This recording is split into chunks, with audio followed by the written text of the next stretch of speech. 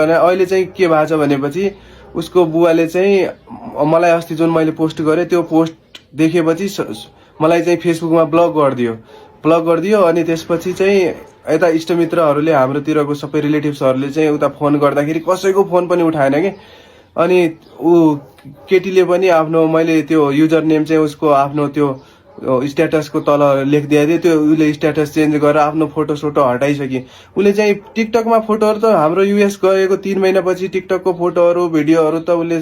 पहिले नै हटाइसकेको थियो बिहे गरेको फोटोहरू यताउति पहिला नेपालमा हुँदाखेरि ती चिजमा यताउति सबै भिडियो बनाएको थियो त्यो सबै डिलिट गरिसकेको थियो कि उसले चाहिँ प्राइभेटमा राखिरहेको थियो होला अब अहिले मैले हिजो अरूकोबाट हेर्दाखेरि अब 1-2 वटा भिडियो सिन्दुर लगाएको मैले देखेको थिएँ त्योभन्दा अगाडि थिएन उसले चाहिँ त्यो पाकिस्तानीसँग लागेपछि उसले चाहिँ पुरै टोटल्ली नै कन्ट्याक्ट गर्यो म 100% ठोकुवा गरेर भन्न सक्छु 200% ठोकुवा गरेर म जेसुकै सजाय भोग्न पनि तयार छु यदि मैले उसलाई युएस पठाउनु कुनै मेरो गल्ती उसलाई मेरो उप्रति मैले उसको भविष्य बनाउनु खोज्नु आफ्नो लागि हाम्रो भविष्यको लागि सोच्नु मेरो कुनै यो गल्ती हो भने म जुनसुकै नेपालको कानुन बमोजिम म जुनसुकै सजाय भोग्न पनि तयार छु मेरो छातीमा गोली हानेर मलाई मारियोस्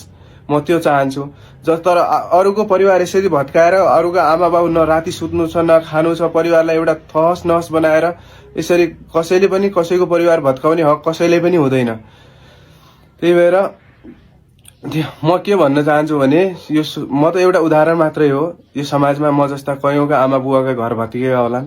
कयौंका घर सपना टुटेका होलान् यस्ता मान्छेले गर्दाखेरि हैन